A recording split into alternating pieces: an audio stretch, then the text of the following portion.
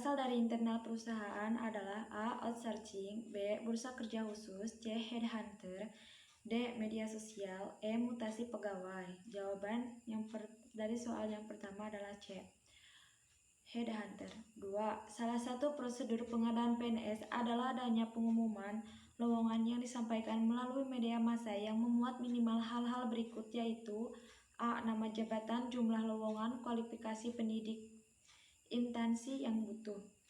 B. Jumlah lowongan, nama panitia, jadwal seleksi. C. Jumlah lowongan, tata tertib seleksi, jadwal seleksi. D. Nama instansi, nama panitia, lokasi gedung. E. Jenis-jenis tes, syarat pelamar, produser, seleksi. Jawaban nomor 2 adalah A, yaitu nama jabatan, jumlah lowongan, kualifikasi pendidikan, instansi yang butuh.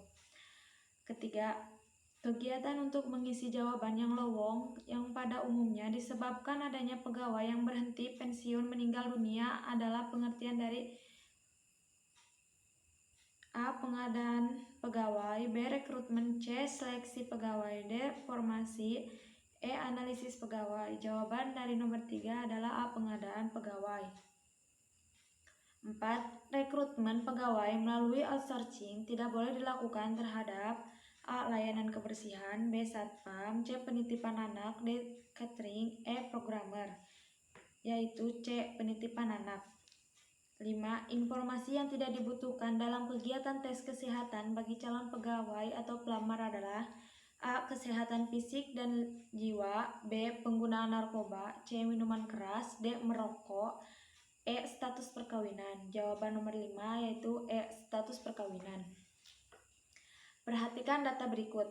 1. Rekrutmen pegawai, 2. Seleksi, 3. Perencanaan kebutuhan, 4. Pengangkatan, orientasi, dan penempatan. Dari data tersebut, prosedur pengadaan pegawai adalah sebagai berikut. A. 1, 2, 3, dan 4, B. 2, 3, 4, dan 1, C. 3, 4, 1, dan 2, D. 3, 1, 2, dan 4, E. 3, 4, 2, dan 1. Jawabannya adalah D. 3. Perencanaan kebutuhan, 1. Rekrutmen pegawai, 2. Seleksi, 4. Pengangkatan, orientasi, dan penempatan. Ketujuh, perusahaan dalam menyelenggarakan proses rekrutmen biasanya menggunakan sumber internal dan eksternal. Berikut yang bukan termasuk sumber rekrutmen eksternal adalah A. Job fair, B. Mutasi, C. Internet, D. Outsourcing, E. Televisi. Jawabannya adalah B. Mutasi. 8. Pegawai atau pejabat yang akan mengangkat sumpah diundang secara tertulis paling lambat sebelum pengambilan sumpah atau janji pegawai. A. 1 hari, B. 3 hari, C. 5 hari, D. 1 minggu, E. 1 bulan. Jawabannya adalah A. 1 hari.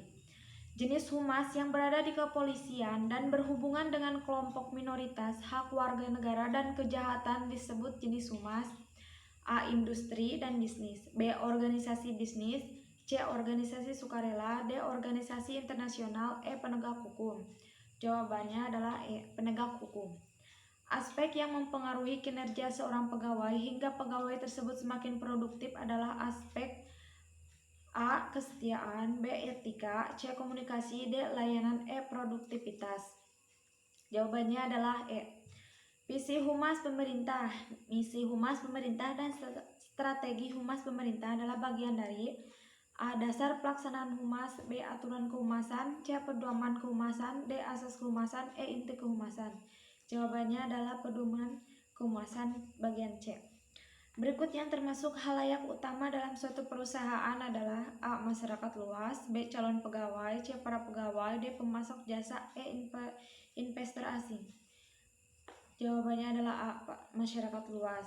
Kegiatan yang dilakukan oleh orang-orang yang menginginkan suatu imbalan untuk memenuhi seluruh kebutuhan hidupnya disebut A. Profesi, B. Etika, C. Etiket, D. Moral, E. Asosiasi. Jawabannya adalah A. Profesi. 14. Adat istiadat atau kebiasaan yang baik yang dihayati oleh masyarakat disebut A. Profesi, B. Etika, C. Etiket, D. Moral, E. Asosiasi. Jawabannya adalah C. Etiket. 15. Semua orang yang terkena dampak produk tetapi bukan anggota organisasi merupakan jenis pelanggan A. Pelanggan internal, B. Pelanggan eksternal, C. Internal organisasi, D. Internal pemerintah, E. Pelayanan prima. Jawabannya adalah D. Internal pemerintah. 16. Produk perusahaan yang mengangkat nilai dan keunggulan apabila dibandingkan dengan perusahaan lain disebut A. Profil produk, B. Profil perusahaan, C. Profil jasa, D. Nilai tambah, E. Nilai lebih. Jawabannya adalah A. Profil produk. Unsur dasar laporan keuangan terdiri atas A. Pendapatan aktiva dan pasiva, B. Aset kewajiban dan ekuitas pemilik, C. Beban pendapatan dan modal, D. Kekayaan kewajiban dan beban, E. Debitu ekuitas dan aktiva. Jawabannya adalah B. Aset kewajiban dan ekuitas pemilik. 18. Hak pemilik dari kreditur disebut sebagai A. Piutang, B. Kas, C. Utang, D. Modal, E. Beban. Yaitu adalah utang. Diketahui modal awal suatu perusahaan sebesar Rp 100 juta, prep sebesar Rp 10 juta, dan laba tahun berjalan sebesar Rp 50 juta. Besarnya modal akhir adalah 150 juta. Hak kekayaan pemilik merupakan istilah dari modal. 21. Di bawah ini hal-hal termasuk pos-pos aktiva kecuali A. Kas, B. Gedung, C. Pripe, D. Peralatan, E. Perlengkapan. Jawabannya adalah C. Pripe. Nomor 22. Dibeli perlengkapan salon dari toko sumber waras dengan kredit analisis transaksi tersebut adalah jawabannya adalah A. Harta bertambah, yaitu perlengkapan salon utang bertambah. 25. Suatu proses memperkenalkan keberadaan, karakteristik, dan keunggulan dari produk perusahaan sehingga menimbulkan minat konsumen untuk membeli dan mengonsumsi produk yang ditawarkan merupakan pengertian dari promosi.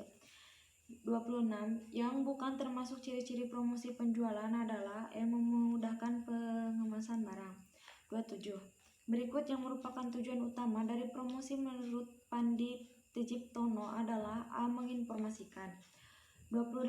Menginformasikan, memengaruhi, dan membujuk serta mengingatkan pelanggan merupakan B. Tujuan promosi. 29. Dapat mengingatkan para pembeli tentang barang-barang yang akan dibeli serta dapat meningkatkan keuntungan atau laba perusahaan merupakan tujuan promosi dari kegiatan promosi. Jawabannya adalah B. 30. Dapat mengingatkan para pembeli tentang barang-barang yang akan dibeli serta dapat meningkatkan keuntungan atau laba perusahaan merupakan dari kegiatan promosi, yaitu A. Sasaran promosi. 31. Metode promosi yang berupa pengurangan harga yang diberikan kepada pembeli yang dimaksudkan untuk memotivasi pembeli untuk membeli barang lebih banyak lagi adalah E. Diskon. Komunikasi langsung tatap muka antara penjual dan calon pelanggan untuk memperkenalkan suatu produk kepada calon pelanggan dan membentuk pemahaman pelanggan terhadap produk sehingga mereka kemudian akan mencoba dan membelinya disebut public relation. 33. Administrasi sarana dan prasarana mencakup seluruh kegiatan berkaitan dengan pengelolaan sarana dan prasarana kegiatan pada suatu kantor. Berikut ini yang tidak dapat dikategorikan sebagai penetapan administrasi sarana dan prasarana, yakni B. Petugas gudang melakukan penyimpanan hasil pengadaan barang di gudang sebelum didistribusikan kepada pengguna dalam organisasi. 34. Adinda merasa kurang nyaman dengan ruang kerjanya karena tampilan ruang kantornya yang monoton sehingga ia sering merasa bosan dalam bekerja. Untuk merubah ruang kantornya agar menjadi lebih nyaman, maka yang perlu dilakukan Adinda adalah C. Menambah hiasan seperti akuarium, lukisan, dan vas bunga. 35. Kertas, tinta, penjepit, kertas, penggaris merupakan contoh-contoh sarana kantor yang tergolong D. Melengkapi dengan peralatan untuk memudahkan pekerjaan. 36. Suatu kantor masih memiliki mesin ketik manual yang sudah tidak digunakan lagi dan hanya disimpan di dalam gudang. Penerapan fungsi administrasi sarana dan prasarana yang akan dilakukan kantor tersebut adalah C. Fungsi penghapusan. 37. Kegiatan berikut yang merupakan kegiatan pemeliharaan sarana dan prasarana kantor yang paling tepat, yakni D. Memperbaiki mesin-mesin kantor yang rusak. 38. Suatu kantor tidak melaksanakan program K3 perkantoran di kantornya. Apabila hal ini diteruskan, maka hal yang mungkin akan terjadi ialah C. Pegawai rentan mengalami cedera akibat kerja. Lita merupakan manajer keuangan di perusahaannya. Setiap hari dalam bekerja, ia selalu berkutat dengan data-data keuangan berupa angka atau uang. Untuk memudahkan Lita dalam bekerja, misalnya dalam mengolah data keuangan perusahaan hingga menjadi laporan dengan mudah, Maka mesin kantor yang diperlukan Lita ialah D. Komputer. 40. Faktor yang tidak perlu dipertimbangkan dalam menentukan kebutuhan akan sarana dan prasarana, yakni faktor yuridis.